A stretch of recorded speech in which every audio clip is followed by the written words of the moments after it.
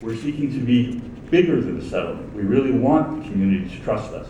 And then on the other hand, I'm hearing these really niggling little legalistic arguments and a really bizarre thing saying we want clarification, but we want it by a legal appeal to a higher authority rather than asking the party that's not clear in your view to actually clarify. So an appeal is the wrong route to get a clarification, as the legal people have said. It's also that way in the eyes of the community. So I really urge you not to make this appeal, to seek your clarity through a proper channel of going back to the judge, and be open in the process and let us have this neutral party to help us have confidence in you. If you want to build the trust, it's a process, and you're taking the very wrong first step. So Chris, let me just ask you for clarification. You said that we shouldn't take Judge Simon's role out of this. What do you see as Judge Simon's role? We have this annual hearing. The community says this has been done, this hasn't been done. What then in your mind, does the judge do?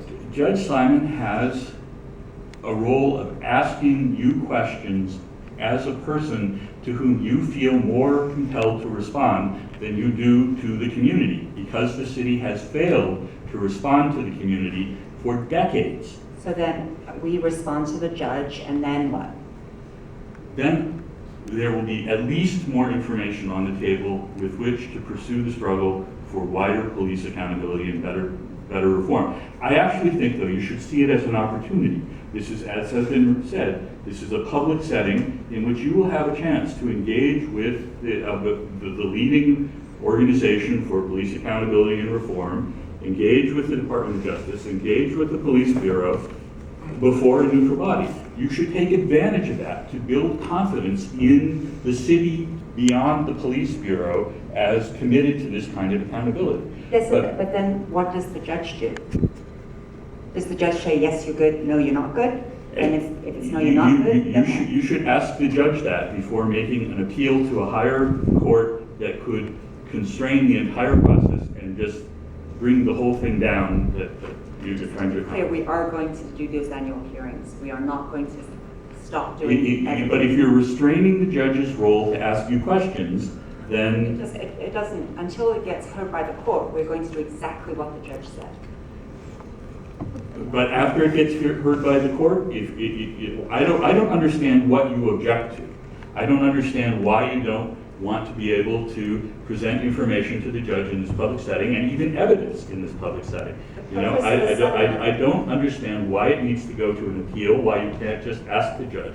And the point I'm really making here is you have to choose between this legalism and public trust. You can pursue the legalism, and that's fine, but then you're abandoning, you're seeking for public trust. The purpose of the settlement was to reach an agreement between the Department of Justice, the city, the AMA Coalition, and the Police Association on what is it going to take to fix the problems that the DOJ found.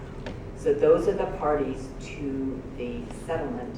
Having this additional oversight by the judge means that we really don't have a settlement. You agreed to that in August. You agreed to what's there now, and now you're appealing it.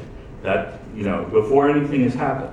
No, Mr. Lowe, we agreed that we would have an annual meeting, but we did not agree that there would be a procedure where the judge could decide to ask the parties to produce evidence. The question I have for you, though, is I understand you don't trust the police, you don't trust us. Do you distrust the Federal Justice Department? Yes, or let me put it this way. I want as many institutional means by which the community can have a voice to exist as possible.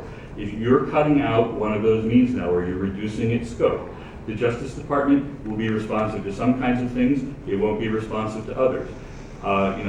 This fits to me the pattern of the Portland city toward these whole sets of issues for several decades, which is to limit the structures and processes by which the community can hold the police accountable.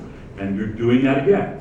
And, So do you think that the judge's role should be in part that of a prosecutor? No, I think, I don't see that in what in what you're contesting. or I guess you're So, contesting. I mean, so are you afraid that the Justice Department won't enforce the agreement against us and we'll be in violation, but they won't see that? It'll be up to the judge to decide on his own that we're in violation and go after us? I am afraid that the Justice Department will not recognize the binary ministerial alliance for justice and police reform as having the legitimate voice it should have, and that Judge Simon has recognized and has built into the setting.